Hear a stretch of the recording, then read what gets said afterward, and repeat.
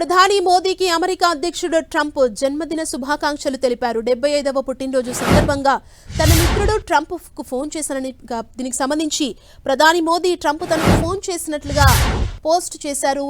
Trump లాగే తాను Bharat America సమగ్ర భాగస్వామ్యానికి కట్టుబడి ఉన్నట్లుగా మోదీ తెలిపారు. ప్రపంచ భాగస్వామ్యాన్ని కొత్త శిఖరాలకు తీసుకువెళ్లడానికి కృషి చేస్తున్నట్లు చెప్పుకొచ్చారు.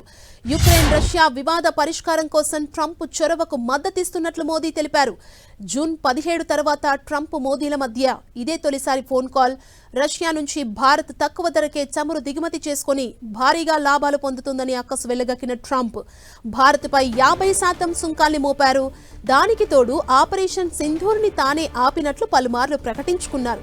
ఈ వాదనను భారత్ ఎన్నిసార్లు ఖండించినా ఏదో చోట దీన్ని ప్రస్తావిస్తూనే ఉన్నారు. ట్రంప్ సుంకాల విధింపు నేపథ్యంలో ఇరు దేశాల మధ్య ఎన్నడూ లేని స్థాయిలో సంబంధాలు తీవ్రంగా దెబ్బతిన్నాయి. అయితే అమెరికా ఒత్తిళ్లకు భారత్ తలొగ్గకపోవడంతో ట్రంప్ వైఖరి మారింది. తనకు మోదీ మంచి మిత్రుడని ఇటీవల పేర్కొన్నారు. వాణిజ్య చర్చల కోసం మోదీతో మాట్లాడేందుకు చూస్తున్నట్లు తన సోషల్ మీడియా ట్రూత్ లో కొన్ని రోజుల క్రితం వెల్లడించారు. ఇప్పుడు ప్రధాని మోదీ బర్త్డే సందర్భంగా ఫోన్ కాల్ చేసి మాట్లాడారు ట్రంప్.